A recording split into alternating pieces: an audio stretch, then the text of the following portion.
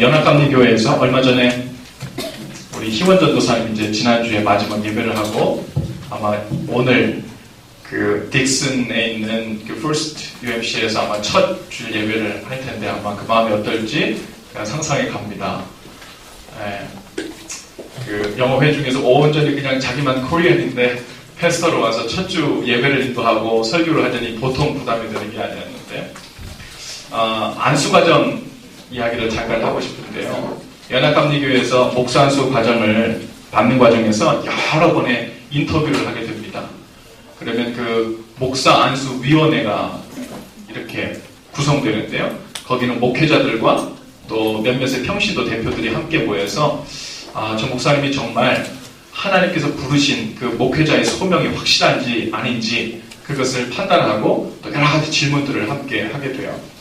여러 인터뷰를 거치게 되는데 그 첫 번째 인터뷰에서 이 지방회, 디스트릭트 그 안수위원회에서는 이루어지는 그 첫 번째 인터뷰의 목적은 무엇이냐면 그 목사 안수 받겠다고 온 그 캔디데이트 후보자가 정말 하나님의 부르심이 있는가 그것 하나 확인하는 것이 첫 번째 인터뷰의 이제 목적이에요.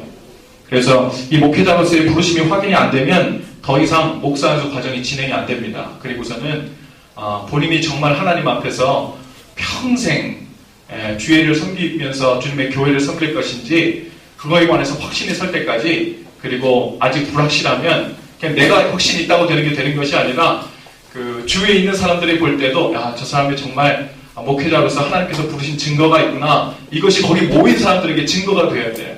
근데 그것이 확실치 않으면 돌아가셔서 더 기도해 보시고 돌아가셔서 더 생각해 보시고 돌아가셔서 다시 검증해 보시고 그리고 다시 오기를 권합니다. 그 첫 번째 인터뷰가 통과되지 않으면 세 번째, 네 번째 이것이 넘어가지가 않아요. 어떤 사람들은 그래서 이 안수 과정을 몇 년씩 혹은 10년씩 이렇게 하시는 분들도 있죠. 자신이 하나님께 목회자로서 부르심을 받았는지를 확신하지 못하면 설사 어찌어찌 해가지고 목회자가 된다 한들 목회를 하면서 내가 어디를 가고 있는지 무엇을 하고 있는지 뭘 해야 되는지 그것이 확신이 서지 않아서 마치 횡설수설하는 듯한 그런 목회를 하게 될 수밖에 없지요. 우리 믿는 사람들한테도요. 우리 믿는 모든 사람들한테도 공통적인 하나님의 부르심이 있습니다. 첫 번째 부르심은 우리를 하나님의 자녀로 부르신 거죠. 그죠? 우리가 하나님의 자녀로 부르심 얻었다는 것 그것이 얼마나 큰 은혜인지 모릅니다. 우리 옆에 사람에게 그렇게 한번 얘기해 줄래요? 당신이 하나님의 자녀인 것이 얼마나 감사한 일인 줄 모릅니다. 당신이 하나님의 자녀인 것이 얼마나 감사한 일인지 모릅니다. 여러분 이것은 보통 대단한 부르심이 아니에요. 하나님이 우리를 콜링했을 때 무엇으로 했다고요? 하나님의 자녀로 콜링하셨다는 거예요. 두 번째 우리를 콜링하신 것은 무엇으로 콜링하셨냐면 예수님의 제자로서의 삶을 살도록 우리를 부르셨어요. 하나님의 자녀로 그리고 예수님의 제자로 살도록 우리를 콜링하셨죠. 그 부르심에 우리가 열심히 살려고 애써서 이렇게 저렇게 신앙생활도 여러 방법으로 힘을 써서 하는데요. 오늘 본문 말씀에 보면 그것 외에도 하나님이 우리를 부르신 그 부르심이 또 하나 있다는 거예요. 그것에 관해서 오늘 사도 바울이 이야기하고 있습니다. 그것은 무엇이냐면 성령 안에서 하나 되는 일이라는 거예요. 하나 되는 일. 성령 안에서 하나 되는 일, 이것이 하나님께서 우리를 부르신 그 여러 부르심 중에 아주 중요한 절대로 놓지 말아야 될 부르심 중에 하나라는 거예요. 많은 그리스도인들이 열정적인 예배를 좋아합니다. 또 선교와 구제의 일도 열심히 합니다. 그런데 서로 하나 되는 일에는 그것만큼 크게 열심히 내지 않는 모습을 봐요. 우리가 예배한다 그러면 막 목숨 걸고 나는 예배에 얼마나 정성을 들이는지요. 그리고 내가 그냥 목에 칼이 들어와도 주일만큼은 예배드리겠다고 다른 일에 양보하지 않겠다고 마음의 결단을 서는 사람들 얼마나 많은지 몰라요. 또한 하나님께서 기뻐하시는 일을 위해서 내가 예수님의 제자로서 선교하고 구제하는 일, 그 삶을 살아내는 일 또한 너무너무 소중하게 여기고 열심히 하는 모습들도 참 보기 좋습니다. 그런데 그것만큼 우리가 하나님의 자녀로서, 하나님의 교회로서 하나 되는 것, 오늘 성경에서의 표현을 빌리자면 하나됨을 힘써 지키는 일, 그 일에 우리가 그만큼 힘쓰지 못하고 있는 것을 보게 됩니다. 주일이 되면 꼬박꼬박 교회 나가 예배를 드리고 나름대로 성경 공부도 하고 큐티도 하고 봉사도 하고 헌금도 할 만큼 한다고 자부하는 그런 성도들은 참 많은데 힘써서 하나 되기를 힘쓰는 사람들은 비교적 적습니다. 가능하면 서로 귀찮게 하는 일 없이, 부딪히는 일 없이, 마음 상하고 신경 쓴 일 없이 각자 알아서 신앙생활 잘하면 되지 뭐 하는 이런 생각을 가진 그리스도인들이 점점 많아지고 있어요. 보통 그런 마음을 가진 사람들은 큰 교회, 그리고 사람들이 아주 많이 다니는 대형 교회에 나가는 것을 선호합니다. 왜냐하면 그곳에 나가게 되면 자동적으로 얻게 되는 것들 중에 하나는 익명성이라는 거예요. 내 옆에 있는 사람이 누군지 날 알아보지 못하고, 내가 이곳에 가도 이 사람이 이 사람과 나와 큰 친분이 없기 때문에 서로에 대해서 궁금해하지 않고 물어보지도 않습니다. 그것을 너무너무 편해하면서, 그래서 내가 하나님 앞에 해야 될 일 제가 하지요. 말씀 읽는 거 하지요. 성경 읽는 거 하지요. 큐티도 하지요. 그런데 그 이상 참견받고 그 이상 서로 알게 되고 그렇게 되는 거 자꾸 문제 만들어주고 해서 싫어요. 그런 마음들이 있다면 혹 우리 마음속에 여러 이유 때문에 그런 마음이 있을 수는 있지만 주님께서 주신 마음은 아니라는 것입니다. 여러분, 익명성과 신앙생활 하는 것, 이것은 절대로 함께 갈 수 없어요. 혼자서 하나님을 마음 다해 사랑한다는 것은 불가능합니다. 왜냐하면 사랑한다는 것은 혼자서 할 수 없는 거예요. 하나님 사랑하는데 하나님과 나만 있으면 되지? 말돼요. 근데 하나님은 어떻게 사랑하는데요? 하나님께서는 우리를 사랑하는 방법을 주셨어요. 내 형제를, 내 이웃을 내 몸과 같이 사랑하고 그들에게 하나님의 복음을 전하고 하나님의 사랑을 보여주는 걸 통해 하나님을 사랑하는 걸 표현하는 거예요. 근데 우리가 그들 잃어버리고 하나님을 사랑한다고 고백할 수가 없지요.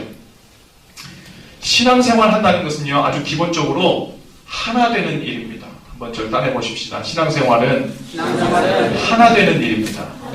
네.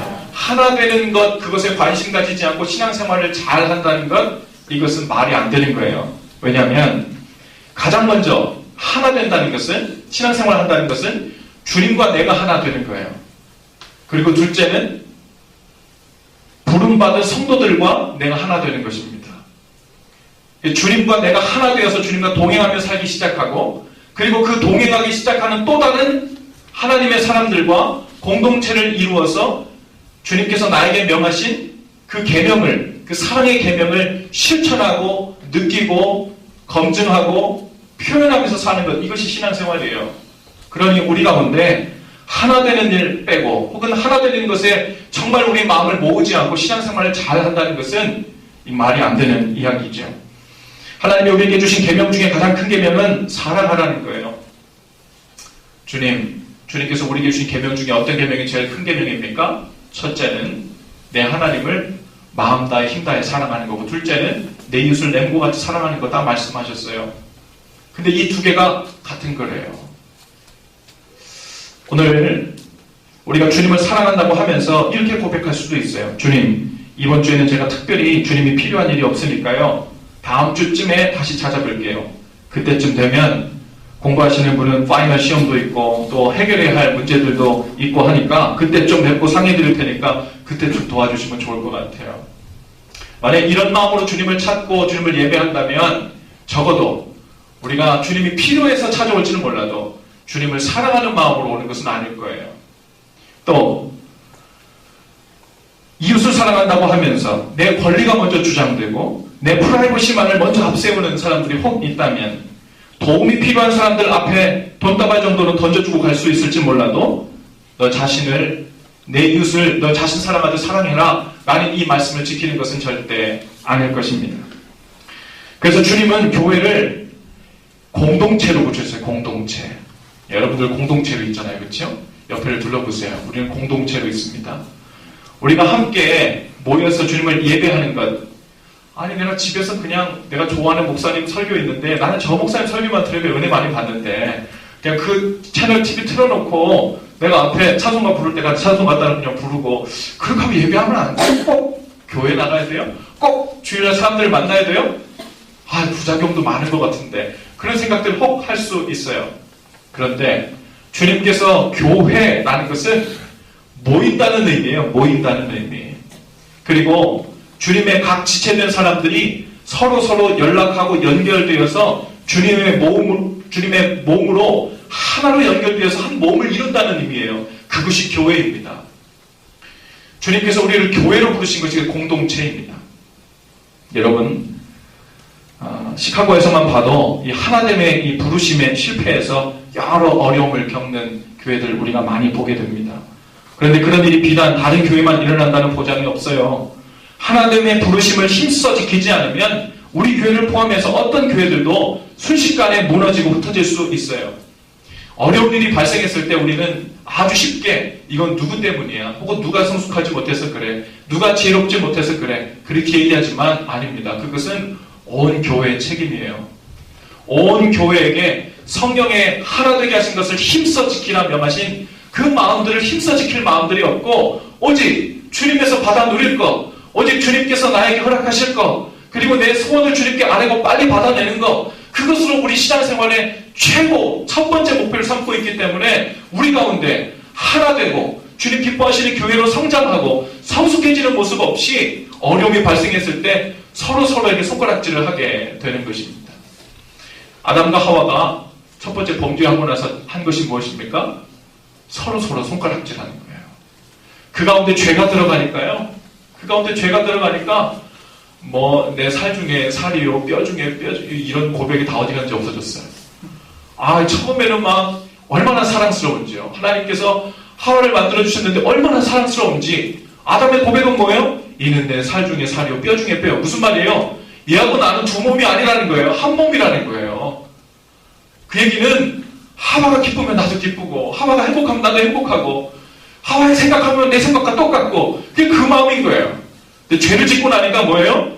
하나님이 만들어준 제가 잘 꼬셔가지고 제가 죄에 넘어간 거예요. 제 잘못 아니에요. 제 하와 잘못이에요. 그리고서는 서로에게 분리되기 시작하는 거예요. 하나님께서 우리 가운데 부어주신 사랑이 풍성해지면요, 우리 가운데 어떤 일이 발생하냐면 공동체성, 그리고 하나됨의 증거가 드러나요. 저 사람 마음 내가 이해해요. 저 사람 저럴 수 있어요. 그래서 그랬을 거예요. 그리고서는 그 마음이 내 마음이고 저 사람 마음이 내 마음 같은 그 마음들의 증거가 드러나는데 그 가운데 사랑이 빠지고 하나님께서 원하시지 않는 교회 모습이 되게 되면 첫 번째 증거는 뭐예요? 불평불만이에요. 두 번째는 서로를 원망하기 시작하는 거예요. 세 번째는 서로에게 책임을 떠넘기기 시작하는 거예요. 하나됨의 증거가 사라지기 시작하는 것입니다. 원래 사도 바울은 우리가 하나됨을 힘써 지키기 위해서 가져야 할 그 마음들에 관해서 몇 가지 이야기하고 있습니다. 그 첫 번째는 저를 한번 따라 하십시다. 겸손. 네. 하나됨을 힘써 지키기 위해서 우리가 반드시 가져야 될 건 겸손이라는 거예요. 우리가 아무리 99.9%, 99.9% 어떤 확신하는 일이 있다고 하더라도 내가 모르는 일이 혹 있을 것이다. 내가 틀릴 수도 있다는 생각을 갖는 것, 그것이 겸손이에요.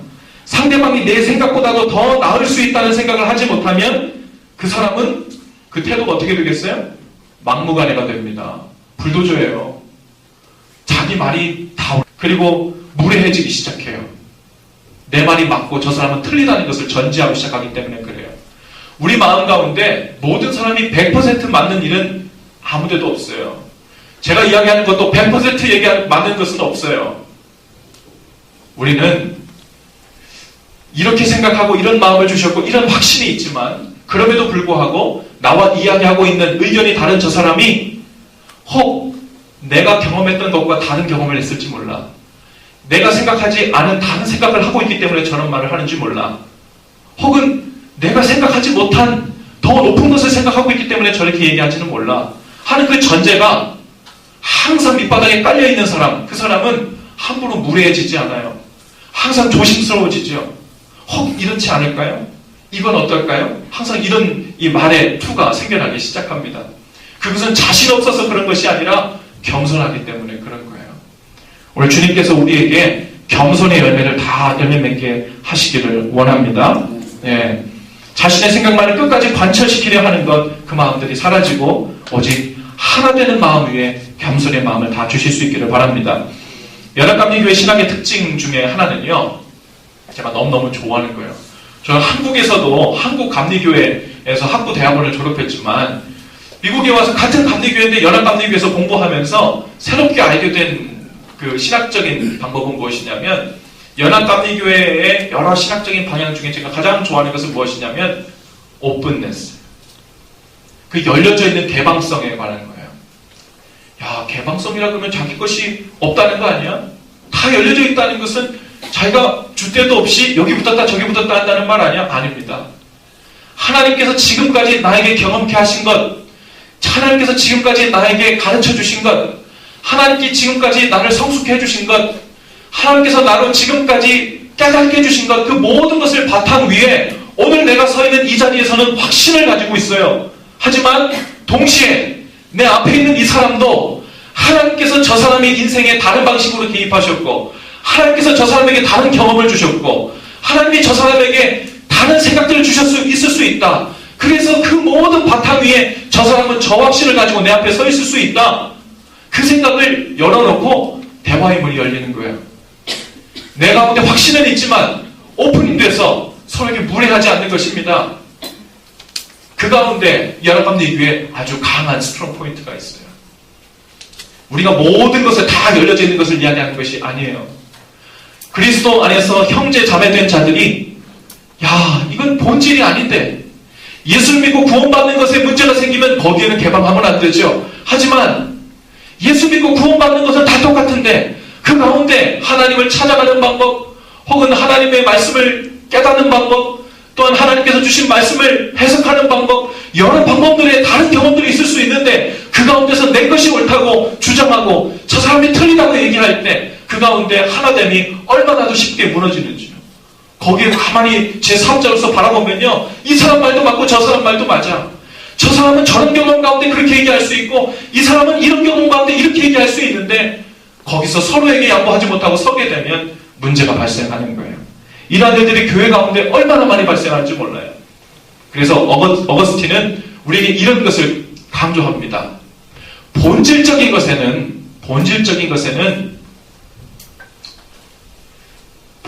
것에는 우리가 양보하지 말아야 된다는 거예요. 하지만 비본질적인 것, 즉 예수 믿고 구원받는 것, 그것 말고 방법론에 관한 것에는 얼마든지 다양성이 있어야 된다는 거예요. 그리고 그 안에 사랑으로 보듬어줘야 된다는 말입니다. 마태복음 7장 3절에 보니까요, 이렇게 말씀하십니다. 어찌하여 형제의 눈 속에 있는 티는 보고 내 눈 속에 있는 들보, 필러, 아주 큰 기둥이 눈 속에 있는 것을 깨닫지 못하느냐, 이렇게 얘기하는 거예요. 어쩌면 상대방의 작은 잘못을 지적하고 있는 내 속에 더 큰 문제가 있을지도 모른다는 생각을 늘 갖고 있는 것, 그 사람은 함부로 남을 판단하거나 함부로 남의 의견을 무시하거나 내려놓지 못하죠. 하나됨의 사명에 필요한 이 두 번째 마음은, 저를 따라해 보실까요? 온유예요. gentleness. 온유입니다. 이 온유라는 말은요, 이 길들여진 가축에 대해서 쓰는 그 용례에서 온 단어입니다. 그래서 제멋대로 날뛰는 그 야생마가 주인의 손에 길들여져서 그 내재되어 있는 강함과 야생성을 밖으로 표출하지 않고 참고 있는 거, 그게 온유입니다. 온유. 그냥 온유는 힘이 없고 소신이 없고 말주변이 없어서 막 자기 주장이 없는, 그것이 온유가 아니라, 본래 온유한 사람은요, 강한 사람이에요. 원래 강하고 야생성이 있고 그 안에 자기 확신이 투철한데 길들여진 거예요. 뭐에 길들여져요? 주님께 길들여진 거예요. 내 안에 그냥 내 욕심, 내 생각, 내 마음대로 막 표출하고 싶은 마음이 이 속에는 가득하고 원래 그렇게 생 사람인데 주님의 마음에 길들여졌기 때문에 주님께서 기뻐하시지 않으면 함부로 입 밖으로 내지 않고, 주님께서 주시는 마음이 아니면 내 행동을 옮기지 않고 그것으로 입을 다물고 행동을 잠가두고 입술에 파수꾼을 세우고 있는 사람, 그 사람을 온유한 사람이라고 한다는 거예요. 여러분, 내 권리가 주장되기 전에 주님께서 나에게 원하시는 주님의 마음이 무엇인가를 늘 생각하는 것, 그러면 그 가운데 우리의 온유함이 드러납니다. 제가 우리 첫째 딸 6살 반 된 우리 유한이 이름을 지을 때 유완이라고 했거든요. 유완. 그래서 그 유할 때는 온유하다는 말을 했어요. 그럴 때 우리가 떠올렸던 성경 인물이 누구냐면 모세입니다. 모세가요. 얼마나 이 사람이 센 사람인지 몰라요. 예, 화도 얼마나 잘 내고 얼마나 폭력적인지 몰라요. 그래서 자기 동족을 괴롭히고 있는 병정들을 앞에 가서 화가 나니까 얼마나 세게 때렸는지 모르겠어요. 근데 한 대 때렸는데 죽어버렸어, 사람이. 그 화를 불같이 내던 사람이 모세였어요. 그런데 이 모세가 처음에 어떻게도 합니까? 막 화가 나니까 십계명을 갖고 시내산에서 내려오면서 화가 나니까 하나님으로부터 받은 십계명 돌판을 땅으로 내리쳐서 다 깨버리잖아요. 아주 속에서 불같은 이런 화가 있는 사람이에요. 그런데 이 사람이 나중에 하나님으로부터 어떤 칭함을 받기 시작하냐면 모세의 온유함이 온 지면에 승하더라 그래요. 40년간 하나님께서 부르신 그 리더로 훈련받고 광야 생활을 거치면서 나중에 이 모세가 변화된 그 성품은 무엇이었냐면 그 온유함이 온 지면에 승하더라. 즉 하나님의 말씀에 길들여진 사람이 되는 거예요. 주님께서 가라 하면 가고 멈추라 하면 멈추고, 주님께서 아니라 그러면 내가 화를 내고 싶어도 멈추고 혼내고 싶어도 멈추고, 그런 사람이 바로 모세였습니다. 오늘 모세에게 주셨던 그런 온유함이 오늘 우리의 신앙생활의 그 광야 여정 가운데 우리에게도 임해서 모세에게 줬던 그 온유함이 우리 가운데도 다 있게 될 수 있기를 바랍니다. 여러분은 그냥 야생마입니까? 그냥 야생마예요? 아니면 길들여진 야생마입니까? 우리가 길들여지지 않고 그냥 내 속에서 내 원하는 대로 날뛰게 되는 것, 그걸 다른 말로 하면 내 안에 있는 혈기가 날뛰는 거예요. 내 안에 있는 그냥 죄성이 날뛰는 거예요. 그것은 정상이 아닙니다. 그건 성격 아니에요. 어떤 사람들은 성격대로 예수님 믿는다 그러는데요, 그건 자기 합리화예요. 성격대로 믿는 것 아니에요. 예수님 믿으면 성격이 바뀝니다. 예수님 믿으면 온유함이 생겨나야 돼요. 예수님 믿으면 우리 안에 성령이 들어오시고 우리 안에 성령이 깊이 뿌리 내릴수록 그 가운데서 열매가 맺어지기 시작합니다. 사랑, 희락, 화평, 오래 참음, 자비, 양성, 충성, 온유, 절제, 이런 열매들이 우리 가운데 맺어지기 시작해서 그 이전에 있었던 그 야생성, 그 혈기로 가득 찼던 우리의 마음들을 짓누르고 그것을 컨트롤하기 시작하고 길들이기 시작하는 거예요. 그 은혜가 우리 가운데 다 있게 될 수 있기를 바랍니다. 여러분, 하나님을 힘써 지키는 일, 그것은 서로를 온유한 마음으로 대할 때 가능해져요. 우리 하나님을 지키기 위해서 또 하나 필요한 것은, 따라해 보십시다. 오래 참음. 오래 참음입니다. 오래 참음. 옆에 사람을 좀 보세요. 오래 참고 잘 계신지. 오늘 설교가 오늘 피크닉인데 일찍 끝나지 좀 안 그러나, 그것도 좀 오래 참고 계신지 모르겠어요. 네. 오래 참음. 이 열매가 우리 가운데 있을 때 하나됨이 힘써 지켜지는 줄로 믿습니다. 오래 참음, 이것이 드러나온 것을 우리가 보면 어디서 유래되냐면요, 하나님께서 우리를 바라보시고 참아주시는 그 인내, 거기서부터 나오는 거예요. 하나님은요, 계속해서 하나님을 거역하는 우리들을 바라보면서 하나님을 계속 거역하잖아요. 우리가 어제도 하루 온종일 몇 번 하나님을 거역했을까요? 우리에게 야, 이건 이러는 게 좋지 않겠니? 라고 말씀하시는 거 얼마나 많이 거역했어요. 하나님의 그 의견, 오피니언 얼마나 많이 무시했습니까? 그리고 내가 원하는 대로, 내가 생각하고 싶은 대로, 내가 말하고 싶은 대로, 내가 행동하고 싶은 대로 얼마나 많이 그렇게 이야기했어요. 그런데 만일 우리가 하나님의 말씀을 거역하고 그 의견을 무시하는 것처럼, 만약 그때 하나님께서 우리를 용서하시지 않고 오래 참지 않고 만약에 보복하셨다면, 네가 내 말을 안 들어? 이러기야 내가 한두 번 참아줘? 그리고서는 주님께서 우리를 보복하시기로 마음먹으셨다면 우리는 골백번 고쳐 죽어도 지금 남아나지가 않습니다. 주님께서 우리에게 오래 참음의 열매를 맺기 원하시는 것, 그것은 또한 주님께서 우리에게 의견이 달라도 주님께서 우리에게 주시는 그 보복하지 않는 그 자비의 그 은혜, 바로 그것을 우리에게 함께 갖기에 원하시는 줄로 믿습니다. 주님께서 무례하고 막무가내인 우리를 용납하고 받아주셨던 것처럼 우리가 서로의 연약한 모습을 용납하고 받아주지 못하면 하나됨은 없어요. 여러분, 하나됨은 그냥 오다가다 만나는 게 절대 아니에요.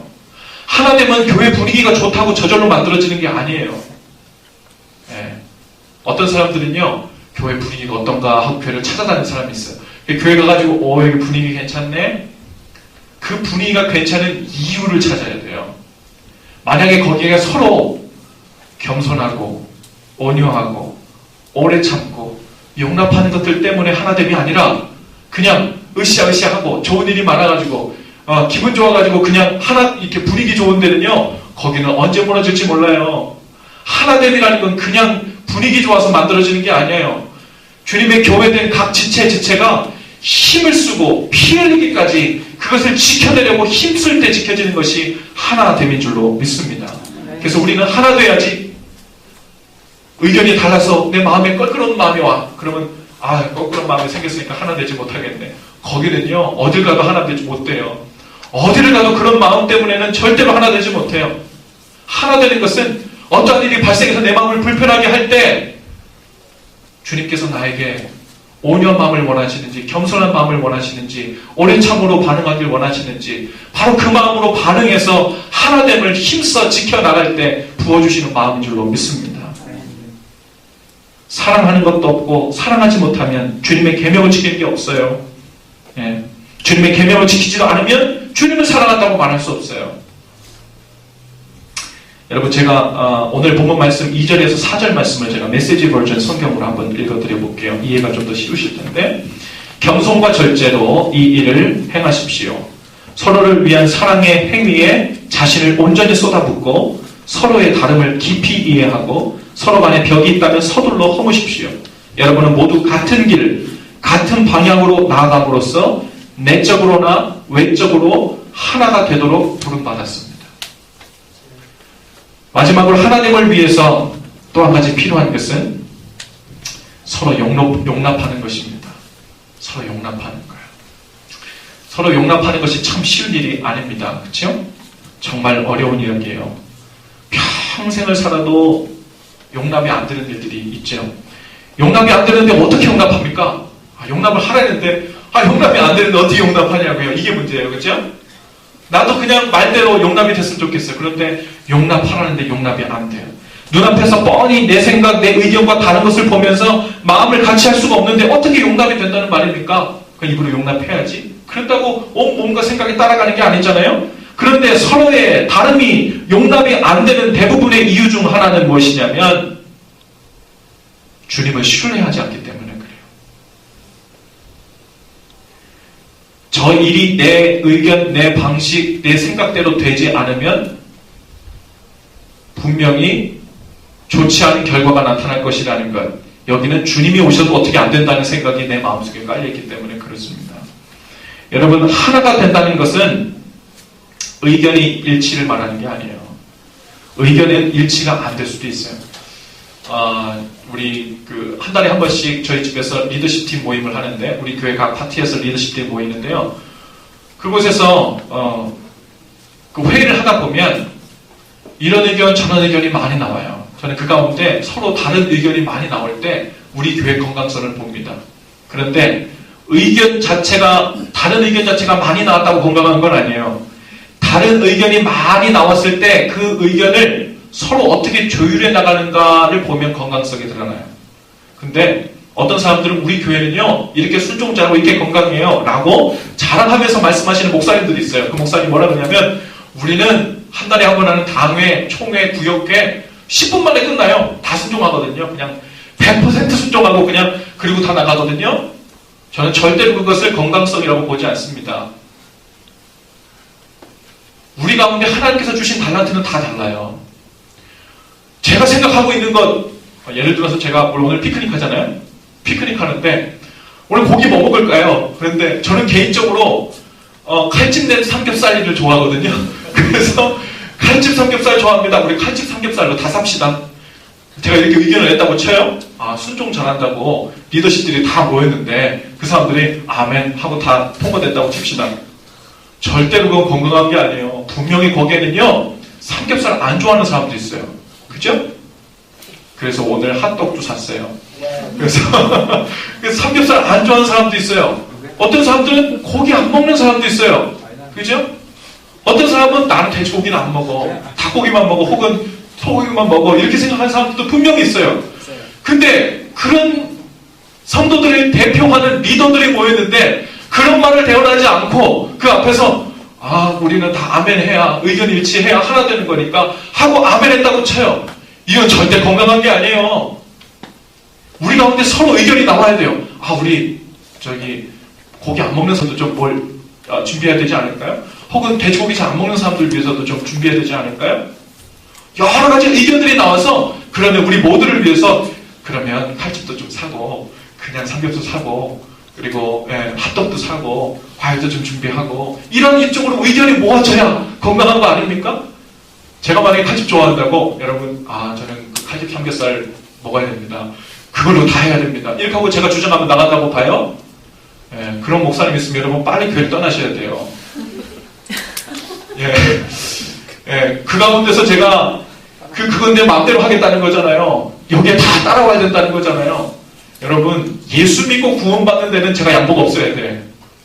그런데 이 비본질적인 것 안에서는 여기 우리 교회 사랑 지기 말씀도 들어야 되고 여기 우리 아이들이 와가지고 오늘 우리 피크닉 때 뭐 합시다. 비누방울 놀이 했으면 좋겠어요. 혹은 뭐 먹었으면 좋겠어요. 얘기하면 아이들 얘기도 들어야 돼요. 다 얘기를 듣고 우리 교회에서 가능한 것을 함께 실천하며 나갈 때 그 가운데 우리 간의 건강성이 모여지는 것 아닙니까? 여러분 하나가 된다는 것은 의견의 일치를 말하는 게 아니에요. 주님께서 내게 맡기신 일에 대해서 우선 최선을 다해요. 그 다음에 그 나머지는 기도하고 주님께 맡기는 거예요. 그것을 우리 교회 모든 사람들이 그 똑같은 프로세스 가운데 나아가면 어떤 식으로 일치되는지 모르겠어요. 어떤 식으로 하나님께서 주님의 일을 가시는지 모르겠어요. 하지만 결국은 주님께서 합력하여 주님의 일을 이루어 가시는 줄로 믿습니다. 내게 맡기신 것, 내게 주신 달란트, 그것을 가지고 최선을 다해 섬기는 것, 거기까지 내가 하는 거예요. 하지만 저 사람은 나처럼 섬기지 않는다고 저 사람을 비판하는 게 아니에요. 저 사람에게 주신 달란트는 다른 거고 저 사람에게 주는 의견은 다른 거예요. 그 가운데서 그 사람들이 섬긴 걸 최선을 다해 섬기고 나머지는 모두 똑같이 주님께 맡기는 거예요. 그리고 그 결과를 감사할 건 감사하고 셀러브레이트하고 인커리지 해주고 잘했다고 박수 쳐주고 당신 없으면 우리 교회가 어떻게 될까? 당신 나하고 의견이 다른데 그래서 난 당신 너무 좋아. 이렇게 고백이 돼야 되잖아요. 제가 우리 아내를 좋아하는 이유 중에 하나는 저하고 의견이 많이 다른 부분이 많아요. 그래서 제가 옷 입는 스타일도 그렇고 제가 오늘 괜찮습니까? 안 괜찮아요? 아까 멋있다면서 인사할 때. 제가 제 스타일대로 옷을 입고 왔으면 여러분들이 좀 보기 싫었을 거예요. 목사님 저래도 되나 싶고 아무리 피크닉이지만 너무 막 나가신 거 아닌가 아마 그런 생각을 하셨을 텐데 저는 이 부분에서 제 의견을 접습니다. 제 눈에는 좋아 보이든 안 좋아 보이든 우리 아내의 눈이 옳겠거니 우리 아내에게 이 부분에 있어서는 더 큰 달란트를 주셨겠거니 하고 믿는 거예요. 마음에 동의가 되지 않아도 믿고 나가는 거예요. 그런데 주님께서 우리 이것은 비단 그 배우자만의 문제가 아니라 우리 교회 온 공동체의 각 구석구석의 사역들을 맡을 때도 마찬가지예요. 아동부 사역, 혹은 음식을 하는 사역, 혹은 예배를 준비하는 사역, 찬양을 인도하는 사역, 그 모든 부분 안에 제 3자가 볼 때는요 여러 가지 생각이 될 수 있어요. 여러분 각자 사역들 다 열심히 하고 있죠? 제가 볼 때도 여러 가지 생각이 들어요. 이건 이랬으면 좋겠고 저건 잘하는 것 같고 이런 생각이 저한테도 무지 많아요. 그런데 제가 애써서 참고 있는 건 입을 다물려고 얼마나 애를 쓰는지 몰라요. 왜냐하면 분명히 내가 보지 못하는 것을 저 담당자가 거기에서 보고 그 안에서 하나님 주신 마음을 가지고 일어나가고 있을 텐데 그 가운데서 내가 중간에 본질적인 것이 아니면 그 가운데 내가 끼어들어서 이건 이래야 돼 저건 저래야 돼 하고 컨트롤하고 나가는 것은 이것은 달란트대로 쓰임받는 게 아니라는 거예요. 혹 그것이 틀렸더라도 내가 고치는 것이 아니라 하나님께서 적절한 때 고쳐주시면 더 빨리 나갈 수 있어요. 그러니까 이건 이래야 돼 저래야 돼 라는 생각으로 우리 생각 내 생각으로 무언가를 바로잡는 것 그것이 결코 빠른 길이 아님을 우리가 알게 됩니다. 그것보다도 우리가 더 집중해야 될 것은 하나됨을 힘쓰는 거예요. 하나됨을 힘쓰는 것. 7절 말씀을 제가 오늘 본문 말씀은 아니지만 메시지 성경으로 제가 읽어드리면 메시지에서 이렇게 7절 말씀을 해석해요. 그렇다고 해서 여러분이 다 똑같은 것을 보고 말하고 행해야 한다는 의미는 아닙니다. 우리는 저마다 그리스도의 은혜를 따라 각자에게 알맞은 선물을 받았습니다. 우리 각자가 주님께서 보시기에 가장 선하고 적절한 선물을 받은 자들이라는 것, 그것을 믿어야 돼요. 옆에 사람을 좀 보세요. 그 사람도 주님께 적절한 선물을 받은 사람이라고 믿어지십니까? 네. 안 믿어질지도 몰라요. 어쩌면 우리는 그게 문제예요. 안 믿어지거든요. 나만 선물을 다 받은 것 같아. 내가 보는 건 저 사람은 못 보는 것 같아. 이걸 못 믿어요. 그게 교만이에요. 겸손한 사람은요, 그 가운데 내 눈으로 어떻게 보이든 하나님께서 그 사람과 직접 연결되어서 말씀하시고 깨닫게 하시고 나에게 한 세상을 살게 하시는 것처럼 그 사람과도 하나님께서 직접 관련을 맺으시고 관계를 맺으시고 한 세상을 살고 있다는 것을 인정하고 믿고 나가는 거예요. 그걸 전제로 반응하고 그걸 전제로 존중해주고 그걸 전제로 관계를 맺어가는 거예요. 그게 겸손입니다. 그 가운데 하나됨의 시작이 일어나는 줄로 믿습니다. 아이러니한 사실이 하나 있는데요. 은사들 중에 사도의 은사를 받은 사람이 있고요. 긍휼의 은사를 받은 사람이 있는데 이 두 사람은 웬만해서 화해가 안 된답니다. 그러니까 이 사도적인, 그러니까 막 복음을 전하고 앞으로 진취적으로 전진해야 되고 복음 전하고 막 나가야 되는 이런 그 은사를 받은 사람들은요, 대개 선교와 복음 전파에 대해서 아주 전진 이야기를 하고 헌신과 아주 라디컬한 순종 이런 것에 아주 열심히 해요. 그런데 긍휼의 은사를 받은 사람은요, 사람들이 내 옆에 있는 사람 너무 불쌍하고 도와주고 구제하고 하는 것에 마음을 받았기 때문에 그 마음이 너무 커요. 그래서 선교 이전에 이웃에 굶주리고 있는 고아와 과부를 불쌍히 여기고 구제하는 일에 더 힘써야 된다는 생각이 마음에 강한 사람이에요. 사도의 은사도 성령님께서 주신 은사고 긍휼의 은사도 성령님이 주신 은사입니다. 그리고 이 둘은 둘 다 행해줘야 돼요. 그러면 하나님께서 사도의 은사를 준 사람한테는 사도의 은사에 열정을 주시지 않으면 어떻게 해외 선교를 나가고 오지 선교를 나가고 목숨을 걸고 나가서 복음을 전하고 하는 일이 어떻게 가능하겠어요? 여기 긍휼의 은사 받은 사람한테는요, 어쩌면 30년, 40년을 기다려도 그런 일이 발생할 가능성이 별로 없어요. 그런데 반대로 긍휼의 은사 받은 사람, 여러분 긍휼의 은사 받은 사람은요, 이 사람이 사도처럼 나가가지고 복음 전하면서 나가서 그렇게 될 가능성들은 아마 많지 않습니다. 사도의 은사를 받은 사람이 긍휼 은사 받은 사람처럼 밖에는 관심 없고 오로지 내 옆에 이 아파하고 또 도움이 필요하고 그런 고아와 과부를 돌보는 일에 온 마음을 희생하고 불쌍히 여기고 그들과 함께 우는 일에 온 일생을 다 드려야 되겠다, 그런 마음을 쉽게 가질 수 없어요. 이 두 개는요, 은사예요. 선물이에요. 하나님께서 주신 거예요. 둘 다 성령께서 주신 거예요. 근데 이 둘 다 서로를 바라보면서 한 교회에 있다고 칩시다. 근데 둘 다 이 사도 은사 받은 사람이 얘기하는 거예요. 우리 교회는요, 교회는 주님의 지상명령을 따라 우리는 나가야 돼요. 그래서 땅 끝까지 나가는 게 중요해요. 그리고서는 맨날 교회 와서 예배 끝나면 세계지도만 펴놔요. 그리고서는 우리 교회는 어느 나라를 책임져야 되고 당신은 어느 뒤로 선교소로 나가야 되고 이 얘기만 밤낮 없이 그 얘기만 하고 있다고 칩시다. 이 교회가. 교회는 선교만 하는 데가 아니거든요. 교회는 교육도 하고요. 교육은 펠로십도 하고요. 교육은 구제도 하고요. 교회는 구제도 하고요. 교회는 이 지역사회에 필요한 서비스도 제공해야 되고요. 봉사도 해야 되고요. 아파하는 자들의 마음들도 함께 울어줘야 돼요. 그 많은 일들을 위해서 이 교회가 부름받은 거예요. 지상명령도 물론 중요해요. 당연히 감당해야 돼요. 그런데 여기에 사도의 은사 받은 사람과 긍휼의 은사 받은 사람, 이 사람이 한 교회에 있으려면 하나됨을 힘써 지키는 은사를 함께 받아야 돼요. 그것이 무엇입니까? 사랑의 은사예요. 그 사랑의 은사가 없으면요, 아까 겸손의 은사가 없이 서로를 존중해주고, 저 사람은 저렇게 은사 받았구나, 우리 교회에서 주님께서 저 사람에게 준 은사는 사도의 은사구나, 내가 하지 못하는 저희를 저렇게 감당해주게 감사하네, 내가 그 사람처럼은 못해도 그래도 내가 어떻게 서포트하고 도울 일은 없나? 이렇게 보고, 또 사도의 은사 받은 사람은 긍휼의 은사 받은 사람에게 저 사람 맨날 울어, 저 사람 맨날 누구 불쌍한데 어떻게 도와줄까, 맨날 무슨 맨날 달란트 시장하고 이렇게 팔아가지고 만들어가지고 이렇게 도와주고 맨날 그 생각만 하는데, 저 사람은 언제 선교하고 언제 세계 선교 나갈 거야? 그 생각하면 안 돼요. 저 사람에게 주신 은사는 그거예요. 저건 내가 가진 달란트 아닌데 내가 어떻게 도와줄 방법이 없나? 하나님께서 주신, 각자에게 주신 그 달란트, 그 열정, 그 은사들을 인정하되 나에게 주신 것은 최선을 다해 감당하되 나머지 부분은 주님께서 이루어 가실 거리라는 주님의 믿음, 그 주님 손에 맡겨드리는 것, 그 가운데 주님의 교회가 하나 되고 연합되고 주님 원하시는 길로 가게 되는 은혜가 있게 될 줄로 믿습니다.